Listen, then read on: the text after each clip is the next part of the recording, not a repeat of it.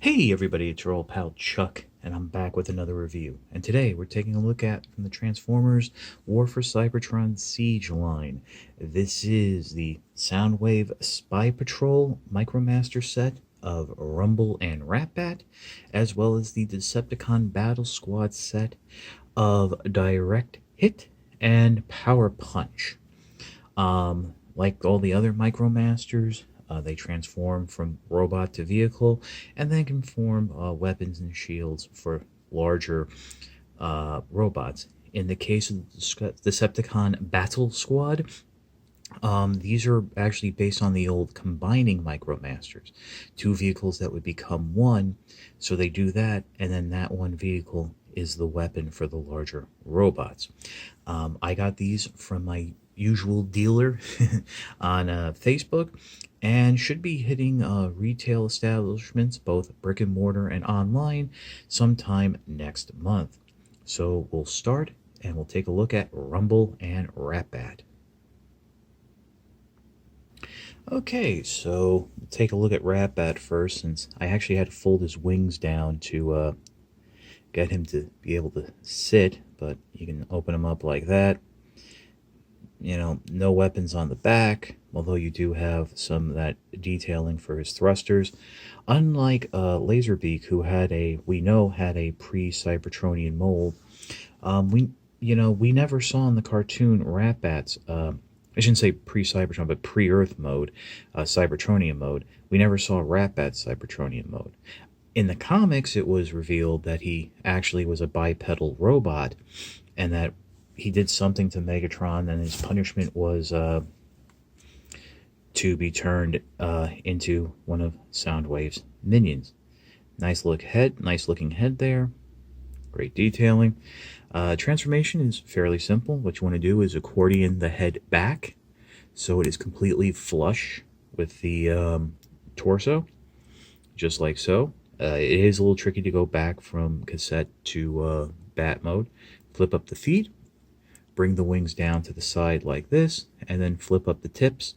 There are little slots there that the tabs on the wings will peg into. And yeah, that's cassette mode. I really don't like this opening here at the top, but realistically I don't see Ratbat being used that often in cassette mode. There's the tab that you can use to peg into robots using the shield, which means, yes, its face would be facing out. Guess you can see, he'll see what's coming or what have you.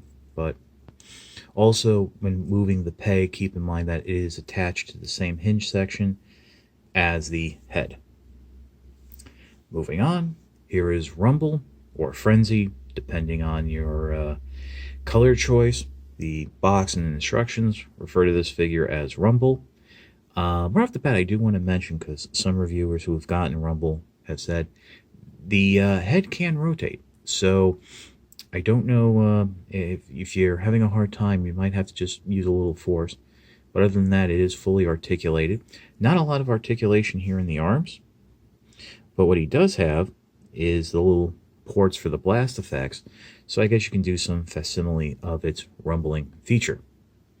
Transformation into cassette mode. Bring the arms up here on the double hinge. Bring the fists down somewhat straight.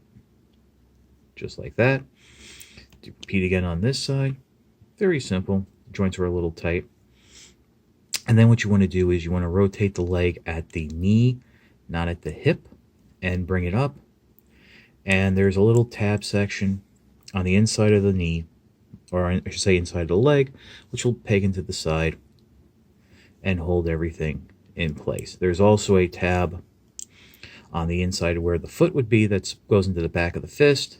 But, I mean, it's really, I can't tell if it's going in or not. But this is cassette mode. Much closer to a traditional cassette. And, of course, there's the little peg to have it sit in. And much like Ratbat, yes, when using it as a shield, Rumble sees what's coming. I personally think I'm going to refer to him as Frenzy, but I don't have a sound wave yet, or a sound blaster to demonstrate how they go in the chest, but You've seen it once, you've seen it all. Although I've heard that these two guys tend to fit in a little tighter than, say, Laserbeak. So you might want to be careful using it. We'll pause and take a look at the Decepticon Battle Squad. Okay, so we're taking a look at the Decepticon Battle Squad. Here's Direct Hit on the left and Power Punch on the right.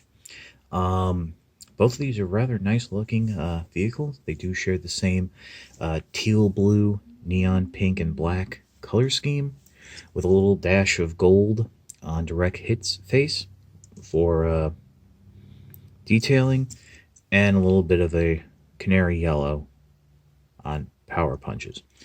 Believe it or not, the heads can rotate, but good luck getting Power Punch's head to rotate, just getting your hand in there. That is required for transformation. It's much easier to do with Direct Hit, who we'll start off the transformation with right now. So bring the arms down to the side, rotate the head around. Now what's interesting is there's like a little bit of a stoppage point that's a little off center, and my OCD just makes me want to center it. Bring the arms up, and at the same time peg them into the tabs on the side there. Come around the back, flip the heel section down, and make sure it snaps into place.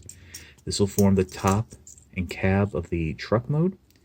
Peg the legs together, fold them up at the knee joint, and basically, I mean, it might come undone as you're pegging it in, but once you have those tabbed into the side here on the back, everything should be fine. And he's this little front cab of a artillery tank, what have you, and rolls quite nicely. Power Punch. Now the instructions show the installing Power Punch's gun, which can I guess tab, peg and unpeg from back here, but it comes pegged in packaging, so there's no reason to worry about it. If you can get your fingers in there, rotate the head around, then bring the arms up at the side, and again peg them into place, just like so. Bring the legs together, have them tab in just like that, and then fold them up at the knee, and they will just rotate into place. And here you have Power Punch's vehicle mode, which is a little stationary cannon, which by the way does have a little tab, so it will hold into place, but that's more for the combined weapon mode. Now to do the combined vehicle mode, there's a tab here on the back of Direct Hit's vehicle mode. Flip that down. That also has a little blast effect port, and bring them together just like so. So you have this full artillery cannon. I just noticed there's a little turret there with some guns. I guess that's I wonder if that's to scale with humans, just to show how big a Micromaster would be compared to humans. Although they're usually actually closer to human size or slightly larger, but it rolls. Now for the weapon mode, make sure that cannon's pegged down, and that's it. You can peg blast effects in here and right down there. That's where the figure will hold it, so it's more like a bazooka type launcher. But don't worry, oops, I dropped it. I'm going to pause, and for my final thoughts, I'll bring in a larger figure to show what it looks like when using Rumble and Ratbat as shields, and the weapon mode. Okay, so if you can't tell, I'm using Impactor, and one thing I should mention with Impactor, because I've been fooling around with it and using the trying to use a couple different Micromasters, the pegs on his forearm that you would use to peg the arm gun in vehicle mode in sometimes can actually interfere with Impactor's ability to hold the Micromaster weapons, the combined blasters and such. It's not having a problem now with the Battle Squad, and it actually kind of looks cool. I mean, I've seen photos before, and I thought it kind of looked stupid, but it actually looks kind of cool. And there's Rumble sticking out and saying hi, and there's Ratbat wondering where he went wrong in life. I mean, this is kind of fun. Obviously, when using the Micromasters as weapons with deluxes, it really depends on the size of the deluxe. Impactor's a little bit bigger. I think is the perfect size for Micromaster weapons. Um, the smaller deluxes like Mirage and Sideswipe, the guns seem to be a little oversized. The swords and axes work fine, but on the Voyagers and up, the weapons seem a little undersized. So guys like Impactor, Ironhide, Ratchet, no problem whatsoever. I really think it looks cool. So, in terms of recommending the set, um, I think both are good, but if you don't have a Soundwave or a Sound Blaster, you can kind of hold off on getting Rumble and Ratbat because some of that interactivity is, based on him. And I'm pretty sure Ratbat can sit on the arm of Soundwave and Megatron, much like Laserbeak could. I haven't tried that out, so I could be wrong. Who knows?